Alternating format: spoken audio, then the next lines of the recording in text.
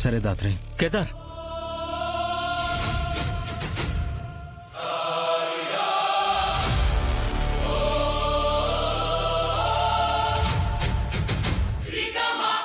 ఏమైంది మావి గారు? ఎందుకంత టెన్షన్ పడుతున్నారు? అది ఇందాక వచ్చింది లేటు, మళ్ళీ ఇక్కడి నుంచి టైంపాస్ చేస్తున్నారా? నిషిక టయానికి మాత్రలు వేసుకోవాలా?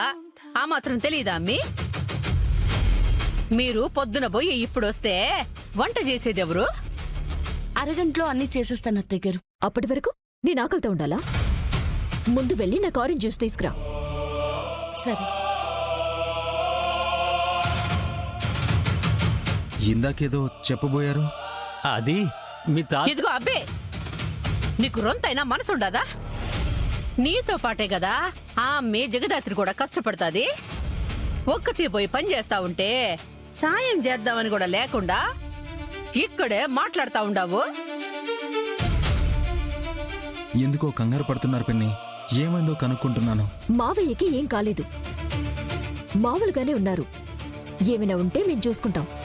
నువ్వు వెళ్ళొచ్చు.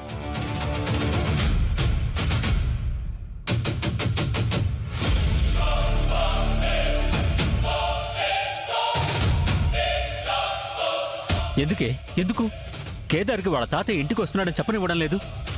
అంటే ఆ ముసలోడున్న సంగతి కేదార్కి తెలియకూడదు కాబట్టి గమ్మునుండేది నేర్చుకో.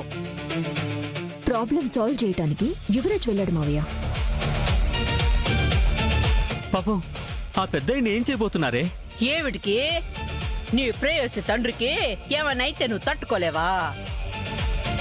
యువరాజ్ ఆయన్ని ఏది చేయటానికి వెళ్ళలేదు మావయ్య, జస్ట్ ఈ ప్రాబ్లం నుంచి అందర్నీ కాపాడటానికి వెళ్ళాడు. కాబట్టి నువ్వు రొంత ఏడుపు మొహంతో కాకుండా మంచిగా కూర్చో. పదమ్మి ఊకే నస.